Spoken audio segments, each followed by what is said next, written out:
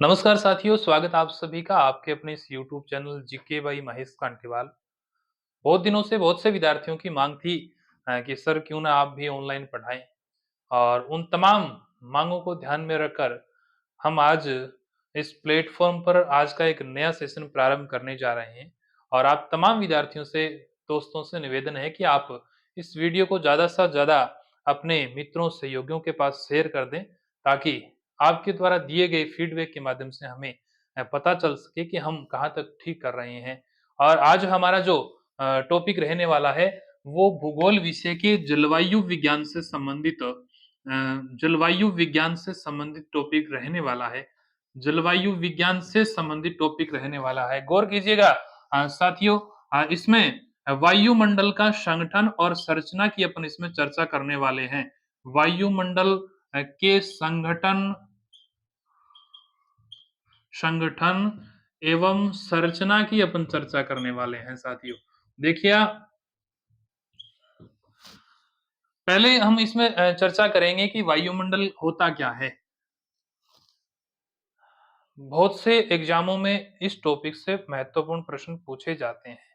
भले ही आप central level का कोई एग्जाम दे रहे हो, भले ही कोई आप स्टेट लेवल का एग्जाम देते हो, जहां ये टॉपिक लगता है वहां इस टॉपिक से यदि कोई प्रश्न आएगा तो यहाँ से वो वंचित नहीं रहेगा। यहाँ तक मेरा मानना है। और प्रारंभ में हम देखेंगे कि वायुमंडल होता क्या है। वायुमंडल होता क्या है कि पृथ्वी के चारों ओर, देखिएगा दोस्तों, पृथ्वी के चारों ओर विभिन्न गैसों का आवरण पाया जाता है, या यूं कहें कि पृथ्वी के चारों ओर गैस युक्त एक लेयर पाई जाती है, एक आवरण पाया जाता है। उसे ही क्या कहा जाता है? वायुमंडल कहा जाता है। किसकी लेयर पाई जाती है साथियों? गैस युक्त आवरण पाया जाता है। पृथ्वी के चारों ओर गैसीय आवरण को ही वायुमंडल कहा जाता है। और ये वायुमंडल पृथ्वी से जुड़ा रहता है। किसके कारण? गुरुत्वाकर्षण बल के कारण पृथ्वी से क्या रहता है? जुड़ा रहता है। और पृथ्वी भूस्तर से जैसे जैसे हम ऊपर की ओर जाते हैं वैसे वैसे इसके आयतन में भी क्या आती है? कमी आती है। देखिएगा, जुड़ाव रहने का कारण यहाँ देखा, गुरुत्वाकर्षण बल के कारण पृथ्वी से इसका जुड़ाव रहता है। फिर अगली बात इसमें आती है कि वायुमंडल का जब निर्माण हुआ तो प्रमुख गैसें कौन सी थी? प्रारंभिक अवस्था में, कौन सी अवस्था में? जब वायुमंडल का निर्माण हुआ, प्रारंभिक अवस्था में दो महत्वपूर्ण गैसें थी। दो महत्वपूर्ण गैसें थी जिनमें पहली आप देखते हैं हाइड्रोजन, और दूसरी जो गैस होगी वो हीलियम। ये प्रारंभिक अवस्था की गैसें थी। बहुत सी प्रतियोगी परीक्षाओं में ये प्रश्न पूछा भी गया है कि वायुमंडल के निर्माण के समय प्रमुख गैसें थी, तो कौन सी थी? हाइड्रोजन और हीलियम। फिर उसके बाद में बात आती है कि वायुमंडल का निर्माण कौन से युग में हुआ था? कौन से युग में हुआ था? तो याद रखिएगा साथियों, वो कैम्ब्रियन युग था। कौन सा युग? कैम्ब्रियन युग था। इसमें वायुमंडल का निर्माण हुआ था। और कैम्ब्रियन युग आज से 50 करोड़ वर्ष पूर्व की बात करता है।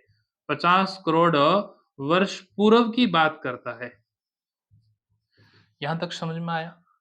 फिर उसके बाद में बात करते हैं कि वायुमंडल भूस्तर से कितना ऊंचाई तक इसका विस्तार देखने को मिलता है। तो यूं माना जाता है कि पृथ्वी धरातल से लगभग 10,000 किलोमीटर, 10,000 किलोमीटर तक वायुमंडल का क्या पाया जाता है? विस्तार पाया जाता है। और ज्यादातर जो भारी गैसें होती है अपने वायुमंडल में, वो पृथ्वी सतह के निकट पाई जाती है। जो हल्की गैसें होती है वो पृथ्वी से काफी दूर पाई जाती है। अब यहाँ देखें कि पृथ्वी के नजदीक जो गैसें होगी वो भारी गैसें होगी। जैसे अपन बात करें इसमें कि CO2, कार्बन डाइऑक्साइड जो गैस होती है, वो पृथ्वी के निकट पाई जाती है। क्यों? क्योंकि ये क्या होती है? भारी गैस होती है। और हल्की गैसों की यदि बात करें, हल्की गैसें उसमें हाइड्रोजन और हीलियम जैसी हल्की गैसें, ये वायुमंडल से काफी दूर तक इसका विस्तार देखने को मिलता है। तो यहाँ आपने पढ़ा कि वायुमंडल क्या होता है और वायुमंडल के संगठन और संरचना की भी अपन चर्चा करने वाले हैं। तो प्रारंभ से दोबारा थोड़ा देख लीजिएगा साथियों कि वायुमंडल पृथ्वी के चारों ओर एक गैस युक्त आवरण होता है और ये गुरुत्वाकर्षण बल के कारण पृथ्वी से क्या रहता है, जुड़ा रहता है। और इसके निर्माण की बात अपने की कि कैम्ब्रियन युग था, उस समय ये वायुमंडल का निर्माण हुआ था और ये समय की बात करें तो 50 करोड़ वर्ष पूर्व इसका क्या हुआ था, निर्माण हुआ था। तो यहाँ तक अपने इसमें पढ़ा और आगे अपन इसमें पढ़ने वाले हैं कि वायुमंडल का जो वायुमंडल की जो गैसें होती है, वायुमंडल की जो गैसें होती है वो ज्यादातर यूं कहें कि वायुमंडल का विस्तार, वायुमंडल के विस्तार की अपन इसमें चर्चा करें तो देखिएगा वायुमंडल के आयतन या विस्तार की बात इसमें करें कि 99% वायुमंडल का विस्तार है ना वो 30 किलोमीटर तक पाया जाता है। ध्यान रखिएगा साथियों कि 99% वायुमंडल का विस्तार लगभग 30 किलोमीटर तक पाया जाता है और 75% कितना, 75% जो भाग है वो 12 किलोमीटर तक पाया जाता है। और उसके बाद में यूं बात करें कि 50% वायुमंडल का विस्तार कहां तक पाया जाता है, 5.5 किलोमीटर तक पाया जाता है। ये मोटी मोटी बातें अपन इसमें आज चर्चा की और नेक्स्ट के क्लास में अपन इसमें पढ़ने वाले हैं कि वायुमंडल का संगठन क्या होता है, संरचना क्या होती है और वायुमंडल के संगठन में किनको शामिल किया जाता है। ये अपन आगामी जो दूसरी क्लास आने वाली है उसमें इसके बारे में हम विस्तार से चर्चा करने वाले हैं।